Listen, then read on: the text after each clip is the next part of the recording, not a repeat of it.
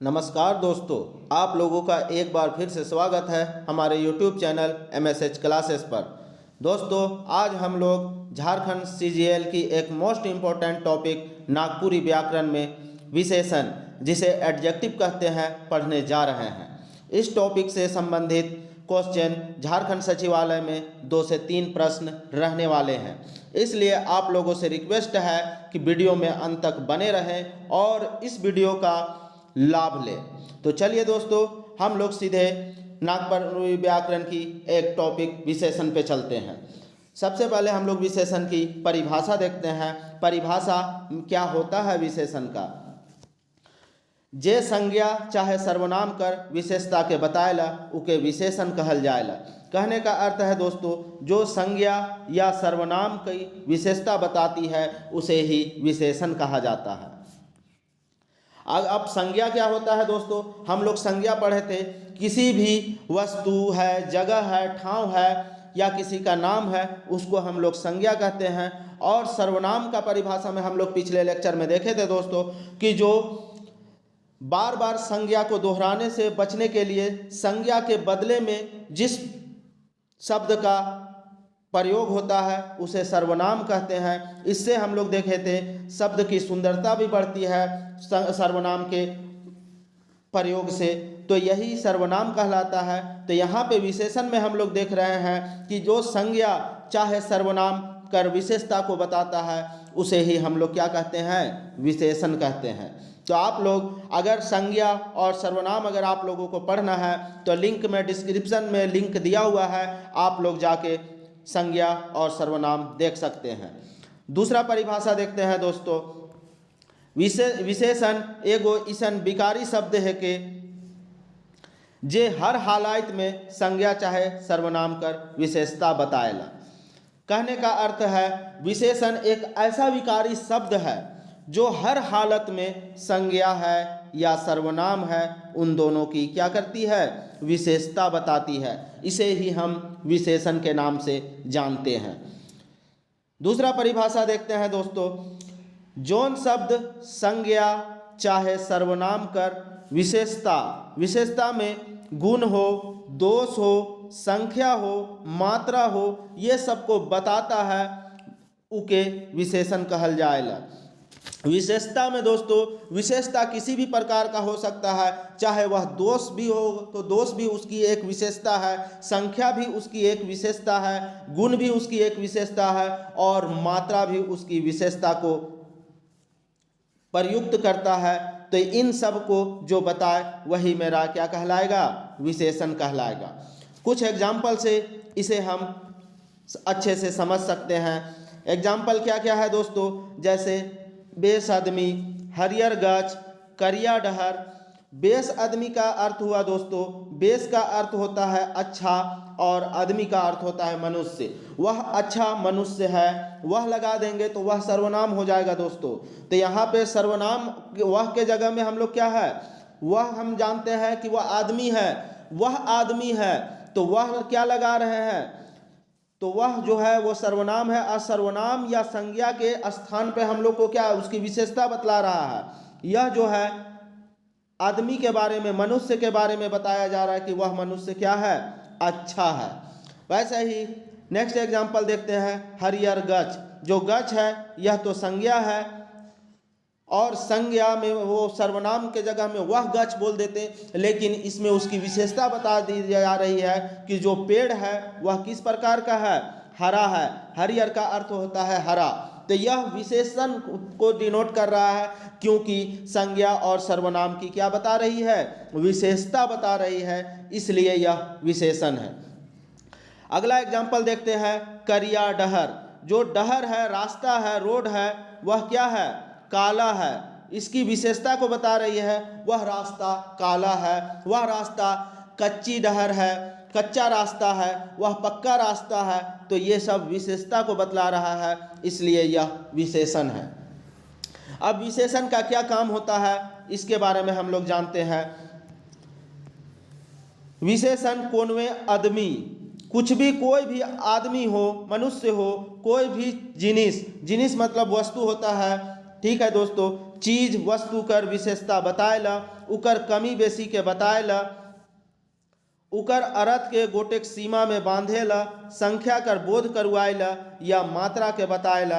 यही सबको हम लोग क्या कहते हैं? विशेषण कहते हैं। विशेषण में हम लोग किसी भी वस्तु का सीमा को जान सकते हैं, उसकी संख्या को जान सकते हैं, उसके गुण को जान सकते हैं, उसके दोष को जान सकते हैं, वो कितना कम है व वो कितना ज़्यादा है, इन सब को जान सकते हैं। यही विशेषण का काम है दोस्तों। उनकी मात्रा के बारे में बताना, ये सब विशेषण का काम है।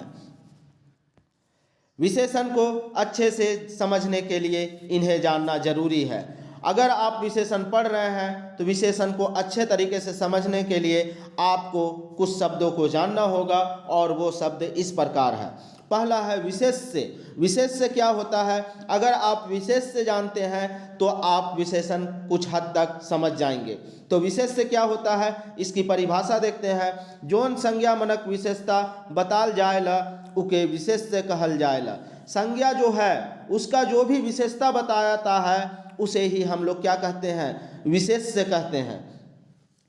विशेष से जो संज्ञा है उसकी विशेषता को बताती है, उसे ही हम लोग विशेष के नाम से जानते हैं। इसका कुछ एग्जाम्पल है, उसे देखेंगे तो ये हमको अच्छे तरीके से समझ में आएगी।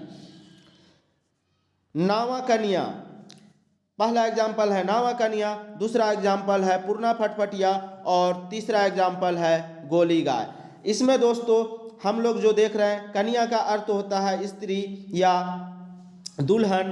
तो अगर हम लोग यहाँ पे देखेंगे तो जो वह स्त्री है वह क्या है? नई है। तो नई स्त्री हम लोग किसको बोलते हैं? जनरली जो दुल्हन बनती है उसी को हम लोग बोलते हैं। तो नावा कन्या जो है वह क्या कहलाएगी? विशेष से कहलाएगी, क्योंकि वह जो कन्या है उसकी विशेषता बतला रही है।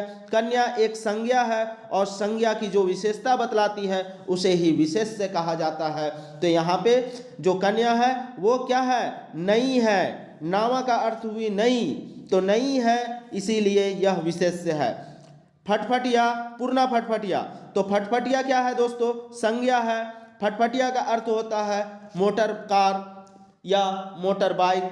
ये सब हुआ। जो मेरा दो चक्किया गाड़ी जो होता है वह मेरा क्या होता है? फटफटिया गाड़ी होता है।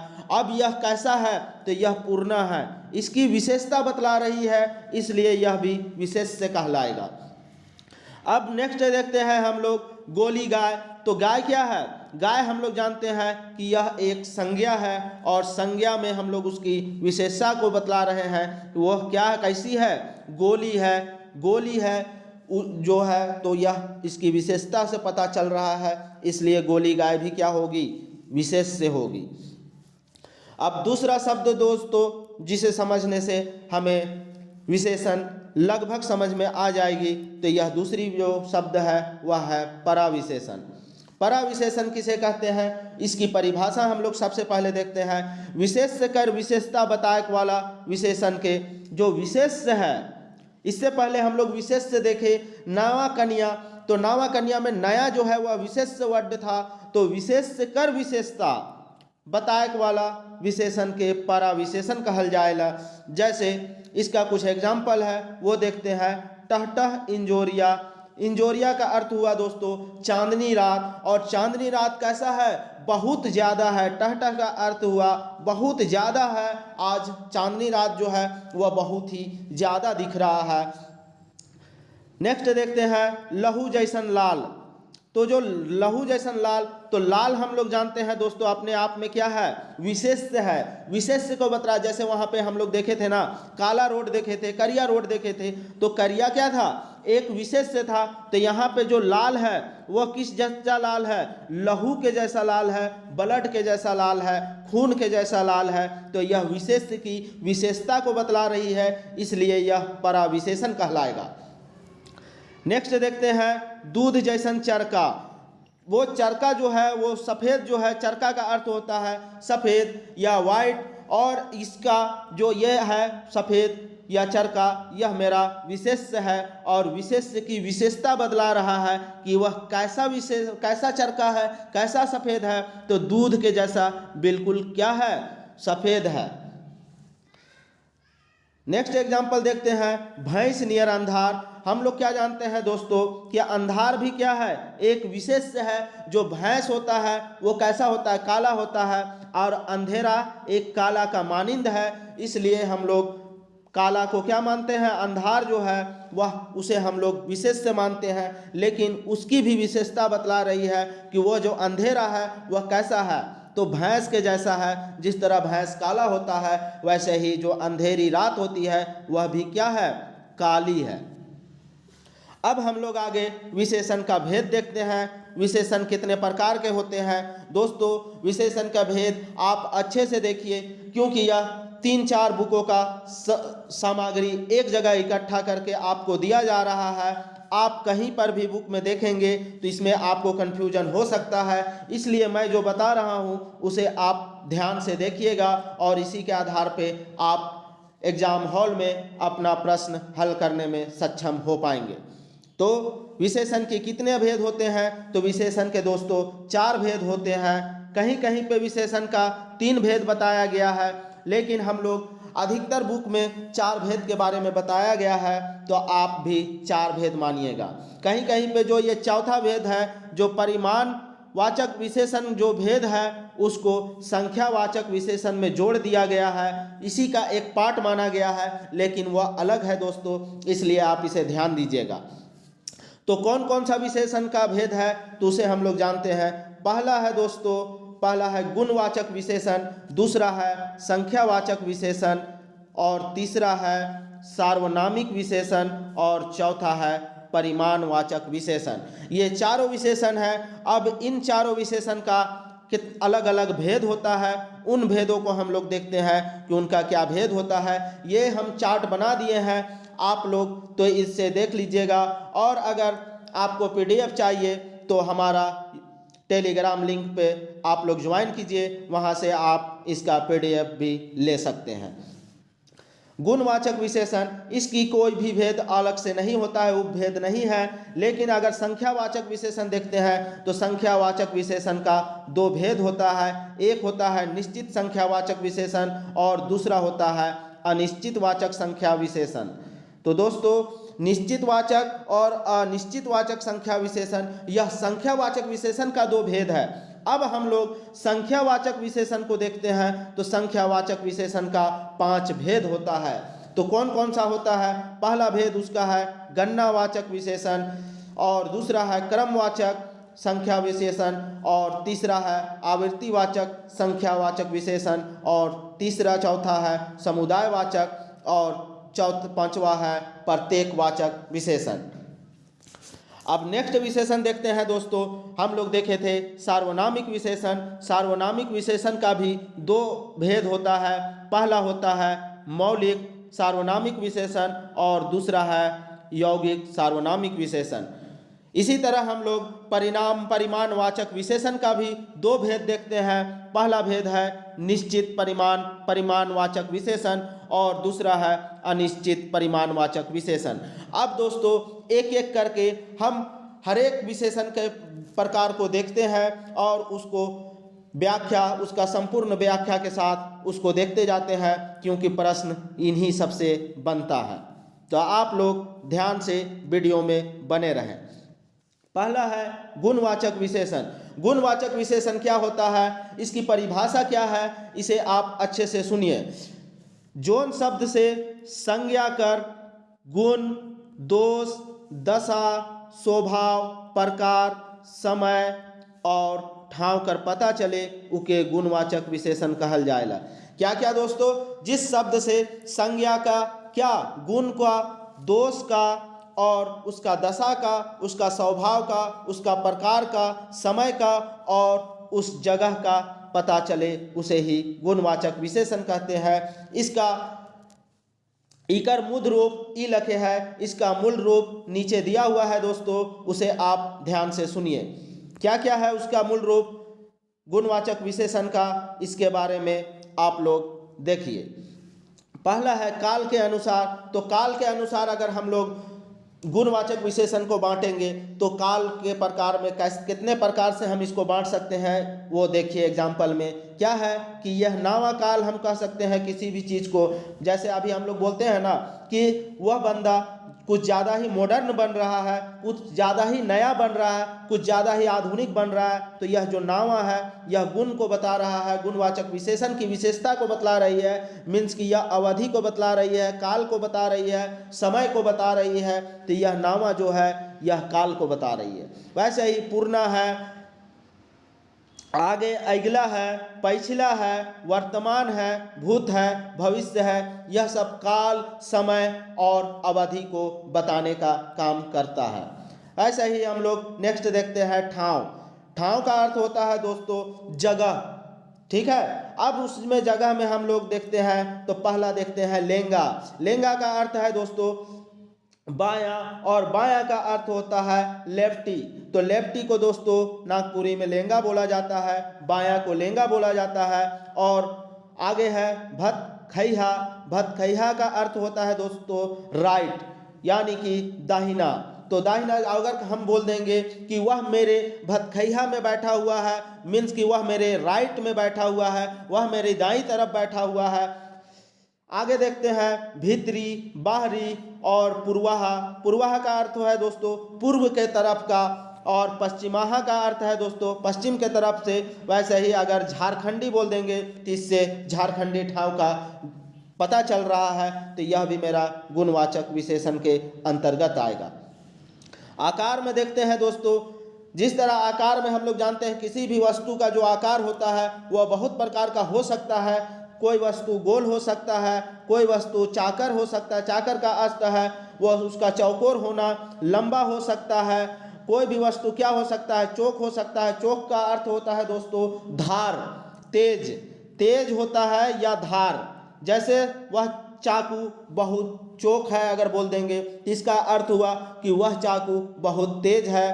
तेज को ही दोस्तों हम लोग क्या बोलते हैं, चौक बोलते हैं। वैसे ही दोस्तों भोथड़, भोथड़ जो है यह भी किसी वस्तु की विशेषता को बता रही है, गुण को बता रही है कि वह कैसा है, भोथड़ है। मीन्स कि वह एकदम भी तेज नहीं है, वह किसी भी चीज़ को काटने में सक्षम नहीं है। तो इसे यह भी मेरा गुणवाचक विशेषण को दर्शा रहा है। रंग के बारे में देखते हैं तो रंग में जैसे हरियर मीन्स हरा, पियर मीन्स पीला, चरका मीन्स वाइट सफ़ेद, करिया मीन्स काला और धुंधुर मतलब धुंधला। तो यह सब भी रंग को बता रहा है, इसलिए यह भी गुणवाचक विशेषण का एक दशा होगा। अब हम लोग नेक्स्ट देखते हैं दशा। किसी भी वस्तु का दशा को या किसी भी मनुष्य का, जगह का या वस्तु का या स्थान का अगर उसकी दशा को बतला रहा है तो वह कैसे बता रहा है, दूबर। दूबर का अर्थ है दोस्तों पतला दुबला, और मोट, मोट का अर्थ है दोस्तों मोटा। भारी का अर्थ है दोस्तों आप लोग सबको पता है भारी का अर्थ जिसका वेट ज़्यादा होता है। गीला का अर्थ भी सबको पता है कि वह पानी से भीग गया और गीला हो गया। सूखल का अर्थ है दोस्तों जैसे पत्ता सूखा हुआ रहता है तो सूखल का वही है। गरीब और धनी, यह दशा को बतला रहा है। वह आदमी है लेकिन कैसा है, धनी है। वह कैसा है पत्ता, वह पत्ता कैसा है, सूखा हुआ है। वह कपड़ा कैसा है, गीला है। वह आदमी कैसा है, भारी भरकम है। वह आदमी कैसा है, मोटा है। तो वह स्त्री कैसी है, दुबली पतली है। तो यह उसकी दशा को बता रही है, गुण को बता रही है। तो यह गुण विशेषण के अंतर्गत आएगा। नेक्स्ट है गुण। गुण में हम लोग देखते हैं दोस्तों कौन कौन सा गुण होना चाहिए। तो गुण में आता है बेस है, बेस का अर्थ हुआ दोस्तों अच्छा। बेकार का अर्थ होता है दोस्तों खराब। सच्चा का अर्थ सबको पता है दोस्तों। झूठा का अर्थ भी झूठा होता है। और दानी का अर्थ है जो दान देने वाला हो। और कंजूस का अर्थ है जो हद से ज़्यादा कंजूस हो, मीन्स कि अपने धन को किसी भी मामले में वो खर्च ना करे और बचा बचा के चले, उसे ही कंजूस कहा जाता है। तो यह सब गुणवाचक विशेषण का विशेषता को दिखा रहा है, इसलिए ये सब गुण विशेषण के अंतर्गत आएगा। नेक्स्ट प्रकार में देखते हैं दोस्तों, विशेषण का नेक्स्ट प्रकार है संख्यावाचक विशेषण। अब संख्यावाचक विशेषण क्या होता है इसकी परिभाषा देखिए।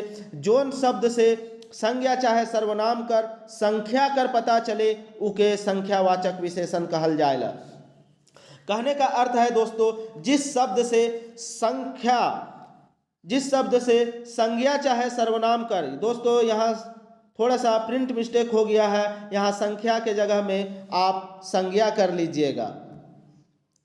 संज्ञा चाहे सर्वनाम कर, संख्या कर पता चले, जिस शब्द से संज्ञा और सर्वनाम की संख्या की पता लगे उसे ही संख्यावाचक विशेषण कहा जाता है। अब हम लोग कुछ उदाहरण देखते हैं। उदाहरण में पहला उदाहरण है चार बछरू। बछरू होता है दोस्तों जो गाय का छोटा छोटा जो बच्चा होता है उसे बछड़ू कहा जाता है।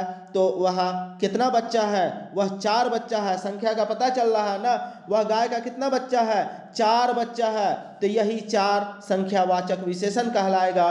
कोरी भर पैसा, पैसा है लेकिन वह कितना है? कोरी भर। तो कोरी दोस्तों, कोरी 20 को बोला जाता है। नागपुरी में 20 का अर्थ होता है कोरी। तो वह 20 भैर पैसा है। जो भैर होता है वह एक नापने का, मापन का एक तरीका होता है। मीन्स कि एक गड्डी होता है, एक बंडल होता है। भैर का अर्थ होता है बंडल। तो बंडल, तो कितना बंडल है पैसा? 20 बंडल पैसा है। तो यह भी मेरा जो बता रहा है कोरी भैर, तो यह कोरी जो हो वह संख्या को डिनोट कर रहा है ना, यह 20 को डिनोट कर रहा है, इसलिए यह संख्यावाचक विशेषण होगा। नेक्स्ट उदाहरण देखते हैं। ऊ परीक्षा में पहिल ठाव आनलक। वह जो है वह परीक्षा में क्या आया? फर्स्ट आया। तो फर्स्ट जो है, पहिल जो है, यह दिखा रहा है संख्या को, इसलिए यह भी संख्यावाचक विशेषण कहलाएगा। आगे देखते हैं। संख्यावाचक विशेषण का भी कुछ उपभेद होता है। इस उपभेद को आपको जानना जरूरी है क्योंकि इनसे प्रश्न बन सकता है। संख्यावाचक विशेषण का 2 भेद होता है। पहला होता है निश्चित संख्यावाचक विशेषण और दूसरा होता है अनिश्चित संख्यावाचक विशेषण। अब हम लोग एक एक करके दोनों की परिभाषा देखते हैं कि संख्या व निश्चित संख्यावाचक विशेषण क्या होता है और किसे कहा जाता है। कुछ एग्जाम्पल के द्वारा भी इसे समझने की कोशिश करेंगे। तो परिभाषा में देखते हैं। संज्ञा दोस्तों, बार बार संज्ञा का शब्द आ रहा है, इसलिए आप लोग डिस्क्रिप्शन में संज्ञा का लिंक दिया हुआ है। आप लोग संज्ञा और सर्वनाम एक बार देख लीजिएगा। संज्ञा चाहे सर्वनाम कर निश्चित संख्या बताएक वाला विशेषण निश्चित संख्यावाचक विशेषण कहायला। जिस शब्द से जो भी संज्ञा और सर्वनाम का निश्चित संख्या का बोध कराता है या निश्चित संख्या को बतलाता है, वही मेरा निश्चितवाचक संख्या विशेषण कहलाएगा। जैसे एग्जाम्पल में है एगो छोड़ा। जो छोड़ा है, छोड़ा का अर्थ हुआ लड़का, वह लड़का है, वह कैठो है। कितना लड़का है? तो यहाँ पे दिया है संख्या, एक तो है, निश्चित संख्या बता रहा है ना, एक ही लड़का है वो। अगला है एग्जाम्पल 6 रुपया। जो रुपया है वह कितना रुपया है? तो यह 6 रुपया है। 6 को ही हिंदी में 6 बोला जाता है। तो यह रुपया जो है वह 6 रुपया है। तो यह संख्या को बता रहा है, इसलिए यह निश्चित संख्यावाचक विशेषण कहलाएगा। इसी प्रकार हम लोग अनिश्चित संख्यावाचक विशेषण को देखते हैं। इसकी परिभाषा क्या होती है? जे विशेषण से कोनो निश्चित संख्या कर बोध नी होवे। नी को याद रखिएगा दोस्तों, जिससे निश्चित संख्या का बोध ना हो उसे अनिश्चित संख्यावाचक विशेषण कहा जाता है। मतलब जिससे हमारा कोई निश्चित संख्या का बोध ना हो, जिस संज्ञा या सर्वनाम से निश्चित संख्या का बोध नहीं होता है, उसे ही अनिश्चित संख्यावाचक विशेषण कहा जाता है। एग्जाम्पल, कुछ छोड़ा। जैसे वहाँ पे लड़के हैं, तो कितने लड़के हैं? कुछ बोला जा रहा है, इससे पता नहीं चल रहा है वह लड़का लोग कितना है वहाँ पे। चाहे तो वहाँ पे वो लड़के लोग 4 भी हो सकते हैं, 5 भी हो सकते हैं, 10 भी हो सकते हैं, कुछ भी हो सकते हैं। तो यह कुछ जो है वह निश्चित को नहीं बता रहा है, यह अनिश्चित को दर्शा रहा है, इसलिए यह अनिश्चितवाचक विशेषण कहलाएगा। ऐसा ही है सौब गरु। जो यहाँ पे गाय बैल है वह कैठो है, तो वहाँ पे काउंटिंग नंबर नहीं बता रहा है, जितना है सौब के बारे में बता दे रहा है, लेकिन सौब मेरा काउंटिंग नहीं होता है, इसलिए यह सौब भी अनिश्चित में हो जाएगा। कटिक का अर्थ है दोस्तों थोड़ा सा। थोड़ा अर्थ होता है नागपुरी में कटिक का जो कटिक है उसका हिंदी में अर्थ होता है थोड़ा। तो हम लोग जैसे बोलते हैं ना, थोड़ा सा खाना खाएंगे तो थोड़ा में कितना वो काउंट करने वाला चीज़ नहीं होता है। या कटिक हमको क्या दे दो, कटिक हमको पानी दे दो, कटिक हमको दूध दे दो, कटिक हमको तेल दे दो। तो यह सब कटिक जो है वह अनिश्चितता को बता रहा है, इसलिए यह अनिश्चितवाचक विशेषण कहलाएगा। वैसे ही है दोस्तों ढेर। ढेर का अर्थ होता है बहुत ज़्यादा, बहुत ज़्यादा, या जहाँ पे एक जगह कहीं पे जमा करके किसी चीज़ को लगते हैं। जैसे हम लोग इसके एग्जाम्पल में वर्ड बनाते हैं, शब्द बनाते हैं, इसमें वाक्य बनाते हैं कि वहाँ ढेर आदमी क्या रहे, आदमी का ढेर आदमी का झुंड था वहाँ पे, तो ढेर आदमी जो है वह झुंड को दिखा रहा है। तो यह भी, लेकिन यहाँ कितना संख्या है वो नहीं बता रहा, इसलिए यह भी अनिश्चितवाचक संख्या विशेषण कहलाएगा। वैसे यह बगरा, बगरा का अर्थ होता है ज़्यादा, और ज़्यादा भी हमें ज़्यादा या कम जो है वह हमारा अनिश्चितता को दर्शा रहा है, इसलिए यह अनिश्चित संख्यावाचक विशेषण कहलाएगा। अब आगे हम लोग देखते हैं प्रयोग कर मुताबिक संख्यावाचक विशेषण 5 प्रकार कर होवेला। जो संख्यावाचक विशेषण हो, संख्यावाचक का विशेषण का जो निश्चित संख्या का जो है, अनिश्चित का नहीं दोस्तों। संख्यावाचक विशेषण 2 प्रकार का होता है, एक निश्चित संख्यावाचक विशेषण और दूसरा अनिश्चित वाचक संख्या विशेषण। तो यहाँ पे निश्चित संख्यावाचक विशेषण की बात कर रहे हैं, और निश्चित संख्यावाचक विशेषण का कितना भेद होता है, यह 5 भेद होता है। तो इसे आप लोग ध्यान रखिएगा, कितना भेद, 5 भेद। किसका, संख्यावाचक विशेषण में निश्चित विशेष संख्यावाचक विशेषण जो होता है उसका 5 भेद होता है। अब उन 5 भेदों को हम लोग एक एक करके देखते हैं। पहला है गणना या गिनतीवाचक विशेषण। जो पहला है वह है गणना या गिनती। जैसे अगर हम लोग देखेंगे तो जो गणना है, गिनती है, जैसे हम लोग एग्जाम्पल में देखते हैं 1, 2, 3, 4। जैसे 1, 2, 3 और 4 यह मेरा गणना हो रहा है, यह मेरा काउंटिंग हो रहा है। तो यह गणनावाचक संख्या विशेषण कहलाएगा, क्योंकि इससे संख्या का भी पता चल रहा है कि कितना संख्या है और उसे गणना भी कर रहे हैं, इसलिए यह गणनावाचक संख्या विशेषण कहलाएगा। अब इस जो गणनावाचक विशेषण है, गणनावाचक संख्या विशेषण जो है उसे 2 भागों में बांटा गया है। तो इसे आप ध्यान से देखिए। पहला है पूर्णांक बोधक विशेषण और दूसरा है अपूर्णांक बोधक विशेषण। अब पूर्णांक बोधक विशेषण क्या होता है, इसका एग्जाम्पल देख लीजिए, और अपूर्णांक बोधक विशेषण क्या होता है इसके भी कुछ उदाहरण आप देख सकते हैं जो यहाँ पे दिया हुआ है। जैसे 1, 2, 100, 1000, यह सब जो है वह पूर्णांक में है। जो एक नंबर में आएगा वह सब दोस्तों पूर्णांक बोधक विशेषण कहलाएगा। यह गणना का ही एक उपभेद है, इसे आप ध्यान रखिएगा। जैसे 1 हो गया, 2 हो गया, या सभी हो गया, या 1000 हो गया, यह गणना का विशेषण बतला रहा है, इसलिए यह पूर्णांक बोधक विशेषण कहलाएगा। वैसे ही अपूर्णांक बोधक विशेषण में जैसे हम लोग क्या बोलते हैं, पाव है, आधा है या आध है। पाव बोल देंगे तो हम लोग जाकर बोलते हैं ना कि 1 पाव हमें क्या दे दो, चीनी दे दो, आधा केजी हमें दाल दे दो। तो यह सब अपने आप में अपूर्णांक है, मतलब कि एक नंबर, सीधा नंबर नहीं आ रहा है, इसलिए इसे अपूर्णांक बोधक विशेषण कहा जाता है। जैसे पवन है, सावा है, अढ़ाई है, तो यह सब मेरा अपूर्णांक बोध को बता रहा है, अपूर्णांक को दिखा रहा है, इसलिए यह अपूर्णांक बोधक विशेषण होगा। और ये दोनों जो है वह गणनावाचक विशेषण की विशेषता है। आगे देखते हैं दूसरा क्रमवाचक विशेषण। इसमें देखते हैं जैसे क्रम में दोस्तों हम लोग बोलते हैं ना कि हम एग्जाम में पहला क्रम लाएं, दूसरा क्रम लाएं, तीसरा क्रम लाएं और चौथा क्रम लाएं। तो यह सब क्रम को दिखा रहा है, तो यह सब भी मेरा संख्या में क्रम को दिखा रहा है, इसलिए यह क्रमवाचक होगा। नेक्स्ट देखते हैं आवृत्तिवाचक। आवृत्ति में दोस्तों जैसे हम लोग बोलते हैं ना कि उसकी सैलरी जो है, उसका जो वेतन है वह उससे किससे, तुमसे 2 गुना है, तुमसे 3 गुना है, या तुमसे 4 गुना है। चौगुना का अर्थ होता है दोस्तों 4 गुना। तो आप लोग यह आवृत्ति को दिखा रहा है। जहाँ भी गुणज का मामला आ जाए वह संख्या में रहेगा, संख्यावाचक विशेषण में रहेगा, लेकिन संख्यावाचक विशेषण में निश्चित संख्या विशेषण की में आएगा और निश्चित संख्या विशेषण में आवृत्तिवाचक विशेषण में आएगा। दोस्तों इसे आप ध्यान दीजिएगा। नेक्स्ट है समुदायवाचक विशेषण।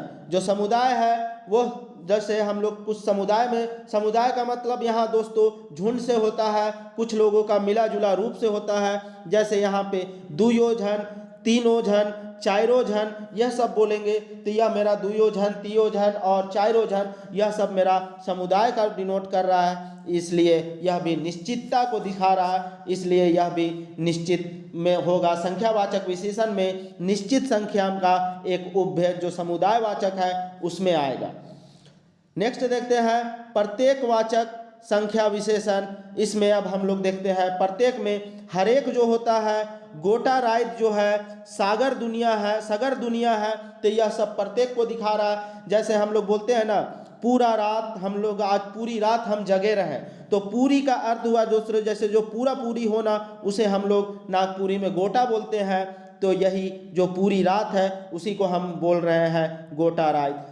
यहाँ हम लोग बोलते हैं ना कि वह इंसान है पूरी दुनिया घूम गया है, तो पूरी का अर्थ हुआ दोस्तों सगर, मतलब कि सगर दुनिया में वो जाके घूम चुका है, तो इसी को हम लोग सगर बोल रहे हैं। आगे देखते हैं तीसरा भेद। जो तीसरा भेद है वह है सार्वनामिक विशेषण। विशेषण का जो तीसरा भेद है वह है सार्वनामिक विशेषण। अब सार्वनामिक विशेषण क्या होता है इसकी परिभाषा देखते हैं। सर्वनाम जब कोनो संज्ञा कर पहले आवेला तब वो सार्वनामिक विशेषण कहाएला। जो भी सर्वनाम है वह संज्ञा से पहले आए तो वही सार्वनामिक विशेषण कहलाता है। इसका दूसरा परिभाषा हम लोग देखते हैं। जे सर्वनाम विशेषण कर काम करेला, जो सर्वनाम है वह विशेषण का काम करेला, उके सार्वनामिक विशेषण कहल जाएला। मतलब जो भी सर्वनाम है वह किसका काम कर देगा, विशेषण का काम कर देगा।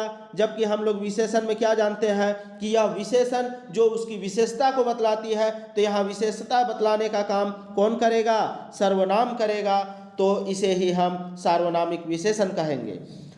अब कुछ उदाहरण के द्वारा इसे हम लोग अच्छे से समझ सकते हैं। तो चलिए उदाहरण देखते हैं। ई पोरा गांज, उ कुंबा और कोनो धांगर। तो दोस्तों यहाँ जो है वह पोरा गांज, पोरा का अर्थ होता है दोस्तों पुआल, और पुआल जो एक जगह जमा करके रखा हुआ रहता है उसे ही गांज कहा जाता है। और कुंबा जो होता है पुआल और लकड़ी का मिला हुआ एक घर, उसको मिला के बना के एक घर बनाया जाता है, उसे ही कुंबा कहा जाता है।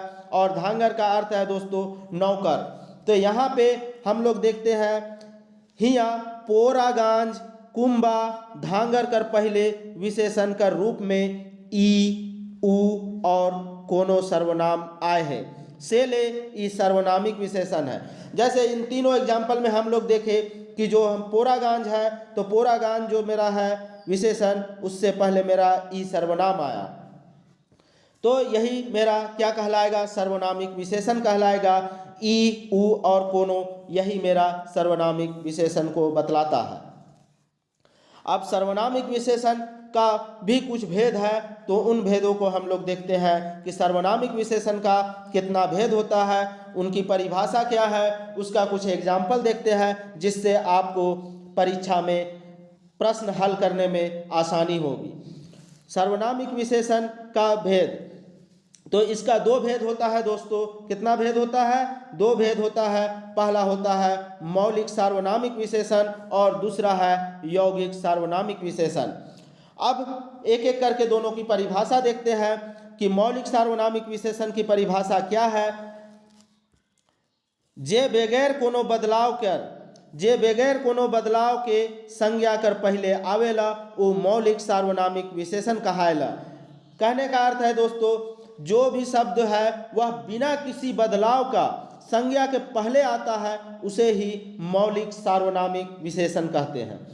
जैसे एग्जाम्पल देखते हैं, ऊ कुकुर, ऊ छोड़ा, ऊ धांगर। जो कुकुर है तो हम लोग कुकुर को क्या जानते हैं, कुत्ता जो है, कुकुर का अर्थ होता है कुत्ता, और कुत्ता एक संज्ञा है और संज्ञा के पहले एक शब्द आ रहा है जो बिना किसी बदलाव के, बिना किसी संख्या के आ रहा है, जैसे ऊ हो गया। जो छोड़ा है लड़का है उसके पहले ऊ आ रहा है, और जो धांगर है, नौकर है, उसके पहले ऊ आ रहा है बिना किसी बदलाव के। तो यह मेरा क्या कहलाएगा?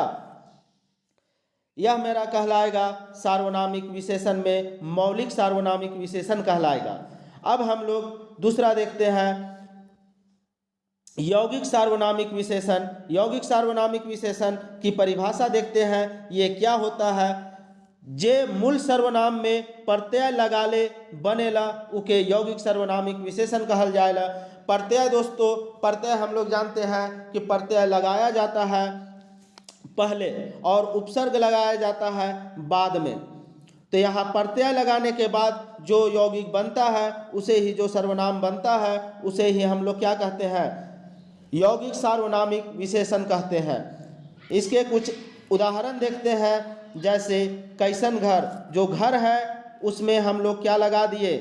उसमें प्रत्यय लगा दिए कैसन, तो कैसन घर है। ईसन आदमी, मतलब हम लोग बोलते हैं ना कि किसी को कि ऐसा आदमी हम अभी तक नहीं देखे थे, ऐसा खच्चड़ आदमी नहीं देखे थे। तो जो ऐसा है, ईसन है, वह मेरा क्या कहलाएगा? यौगिक विशेषण कहलाएगा। जैसन देश, हम लोग जैसे देश में जाते हैं उसी तरह की संस्कृति हम लोग के ऊपर हावी होने लगता है, तो जैसन जो है वह भी मेरा यौगिक विशेषण कहलाएगा।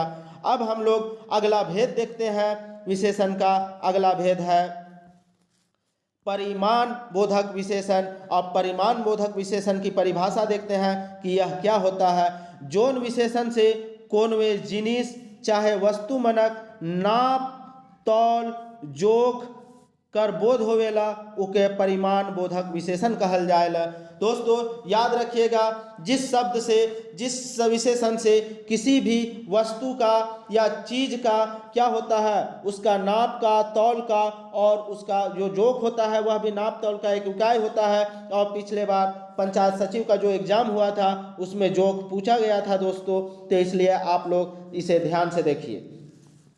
तो यहाँ यह सब है, नाप तौल और जोख का जब बोध होता है तो वही मेरा परिमाण बोधक विशेषण कहलाएगा।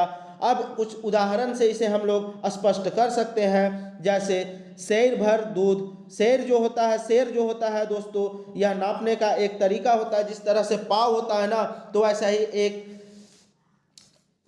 एक बर्तन होता है, उसे ही सेर कहा जाता है, और यह नापने का एक तरीका है। तो इससे नाप का पता चल रहा है, दूध जो है वो कितना है, तो सेर भर है। यहाँ पे इसी के जगह में हम लोग बोल देंगे क्या कि 1 केजी दूध है, तो 1 केजी अगर कह देंगे तो वह संख्या में हो जाएगा। लेकिन परिमाण में अगर हमको बताना है तो उसमें संख्या का बोध नहीं करना है, उसमें और अनिश्चितता का भी बोध नहीं करना है। इसमें हमको, इसलिए हम लोग कहाँ यहाँ बता रहे हैं, यहाँ सेर भर दूध का बात कर रहे हैं। पहला भर चाउर, पहला भर चाउर, लेकिन वह पहला कितना है यह हम लोग को अच्छे से पता नहीं चल रहा है इस सेंटेंस से, इस वाक्य से। तो यह मेरा परिमाण बोधक हो रहा है। चावल जो है, चाउर का अर्थ हुआ दोस्तों चावल, और चावल जो है वह कितना है, पहला भर के है। लेकिन कितना पहला भर के है, अगर उस संख्या का पता चल जाता तो वह संख्या हो जाता। पानी के बारे में बताया जा रहा है दोस्तों, 3 पुरसा पानी। तो यहाँ पानी को तो नापने वाला जो तरीका है, यहाँ काउंटिंग वाला तो बात नहीं आ रहा। जब संख्या में किसी चीज़ को हम लोग काउंट करते हैं तो वह संख्या में कहलाएगा। लेकिन पानी जो हुआ, तेल हुआ, ये सबको हमेशा मापा और जोखा जाता है, मापा तौला जाता है पदार्थों को। तो इसलिए जो पानी है वह मेरा परिमाण बोधक में, तो इसे आप याद रखिएगा। यहाँ संख्या आ रहा है 3, तब भी यह मेरा संख्यावाचक विशेषण में नहीं होगा और परिमाण में होगा, क्योंकि पदार्थों को हम लोग दोस्तों क्या करते हैं, मापते हैं, तौलते हैं। तो माप तौल का जहाँ पे बात आए वह परिमाणवाचक विशेषण में होगा दोस्तों। दुई बित्ता रबड़, जैसे हम लोग बोलते हैं ना, एक बिलांग मेरा क्या है, एक बिलांग का यह बुक है, तुम 2-3 बिलांग के तुम हो, तो वही इसी के बारे में बोला जा रहा है। यहाँ 2 बित्ता रबड़ है। पदार्थ को जब नापने का बात होता है तो रबड़ एक पदार्थ है, और पदार्थ को हम लोग जब मापते हैं तो वह मेरा परिमाण में होगा। आगे देखते हैं परिमाण बोधक विशेषण का भेद भी होता है। परिमाण बोधक विशेषण का कितना भेद होता है? तो इसका भी परिमाण बोधक विशेषण का भी 2 भेद होता है। कौन कौन सा होता है? तो पहला है निश्चित परिमाण बोधक विशेषण और दूसरा है अनिश्चित परिमाण बोधक विशेषण। अब एक एक करके दोनों की परिभाषा देखते हैं कि निश्चित परिमाण बोधक विशेषण क्या है और इसका एग्जाम्पल क्या होता है। जे कोनो वस्तु चाहे जिनिस कर, किसी भी वस्तु चाहे जिनिस का अर्थ ही चीज या वस्तु होता है दोस्तों। तो जे कोनो वस्तु चाहे जिनिस कर निश्चित मात्रा कर बोध करवाए न वो निश्चित परिमाणवाचक विशेषण कहायला। जिससे किसी निश्चित संख्या का निश्चित मात्रा का बोध होता है वह निश्चित परिमाणवाचक विशेषण कहा जाता है। कुछ एग्जाम्पल है, इसको देखिए आप लोग। 4 बोतल पानी, जो पानी है वह कितना बोतल है?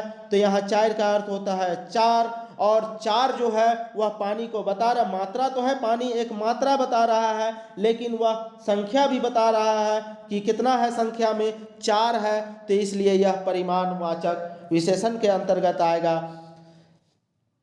नेक्स्ट है 3 डांग बीड़ा। दोस्तों जब हम लोग धान लगाते हैं तो धान का पहले बीजा तैयार करते हैं और वही धान का जो बीजा होता है उसे बीड़ा कहा जाता है। तो वह बीड़ा कितना है? जो हम लोग एक डांग जानते हैं, एक जो डंटा होता है, डंटा को ही डांग बोला जाता है दोस्तों। और वह कितना है? 3 डांग है वह डंटा।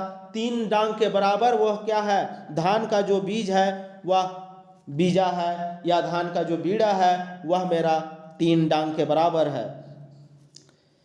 नेक्स्ट एग्जाम्पल देखते हैं। 1 कनवा तेल। जो तेल है वह कितना है? तो 1 है, एक निश्चित संख्या को दिखा रहा है, और हम लोग पदार्थ को मापते हैं तो परिमाण में मापते हैं। तो इसलिए यह जो कनवा है, जैसे हम लोग देखते हैं जब आप लोग अगर राशन के दुकान पे जाइएगा तो आप अगर खुला सरसों का तेल लीजिएगा तो वह एक डब्बा में निकालता है तो उसी को कनवा बोला जाता है। तो वह कितना कनवा तेल है? 1 कनवा तेल है। आगे देखते हैं 1 घेंचा पानी। घेंचा का अर्थ होता है दोस्तों गर्दन। तो गर्दन भर पानी को भी हम लोग क्या बोल रहे हैं? परिमाणवाचक संख्या में ला रहा है, और उसमें निश्चित संख्या के अंतर्गत ला रहा है, क्योंकि इसमें 1 जो है वह निश्चितता को दिखा रहा है, इसलिए यह निश्चित परिमाणवाचक विशेषण कहलाएगा। अब हम लोग दूसरा देखते हैं अनिश्चितवाचक विशेषण जो होता है। अनिश्चित परिमाणवाचक विशेषण वह क्या होता है? इसकी परिभाषा देखते हैं। जे विशेषण से कोनो चीज वस्तु कर निश्चित मात्रा कर बोध नी होवेला। निश्चित मात्रा का बोध क्या होता है? नहीं होता है, वो अनिश्चित परिमाणवाचक विशेषण कहायला। जिससे निश्चितता का बोध नहीं होता है मात्रा का, तो वही मेरा अनिश्चित परिमाणवाचक विशेषण कहलाएगा। उदाहरण में देखते हैं। पहला उदाहरण है बहुत धान। जो धान है वह बहुत ज़्यादा है, कितना है यह पता नहीं चल रहा, इसलिए यह भी क्या कहलाएगा? अनिश्चित परिमाणवाचक विशेषण कहलाएगा। कटिक दूध। दूध जो है वह कटिक है, थोड़ा सा है, तो थोड़ा सा, लेकिन वह कितना है पता नहीं चल रहा है, तो इसलिए यह भी अनिश्चितता को दर्शा रहा है। थोड़ा सन तेल। तेल जो है वह थोड़ा सा है, तो वह भी अनिश्चितता को दिखा रहा है। बगरा पानी। तो पानी जो है वो बहुत ज़्यादा है। बगरा का अर्थ होता है बहुत ज़्यादा। पानी जो है बहुत ज़्यादा है, तो यह भी ज़्यादा है, लेकिन कितना है संख्या को नहीं बता रहा, इसलिए यह भी अनिश्चितवाचक परिमाण विशेषण हो जाएगा। अनैत कतारी। जो गन्ना है, कतारी का अर्थ होता है दोस्तों गन्ना, और गन्ना जो है वह कितना है? अनैत है, मतलब कि बहुत सारा है, बहुत ज़्यादा है, तो यह भी मेरा परिमाण को दिखा रहा है और परिमाण में अनिश्चितता को दिखा रहा है, इसलिए यह अनिश्चित परिमाणवाचक विशेषण कहलाएगा। इस तरह से हम लोग विशेषण का पूरा पाठ देख चुके हैं दोस्तों। अगर आप लोगों को ग्रामर में संज्ञा, सर्वनाम, लिंग, इन सब का अगर आपको देखना है तो डिस्क्रिप्शन में लिंक दिया हुआ है दोस्तों, आप लोग डिस्क्रिप्शन में जाके इसे देख सकते हैं। और झारखंड सचिवालय में नागपुरी की तैयारी के लिए आप लोग इसी तरह मेरे वीडियो चैनल पे बने रहें और ज़्यादा से ज़्यादा लोगों तक चैनल को शेयर करें दोस्तों, वीडियो को शेयर करें, जिससे सभी लोग की तैयारी अपने सही अंजाम तक हो पाएगी। वीडियो में अंत तक बने रहने के लिए आप लोगों का धन्यवाद। जय झारखंड।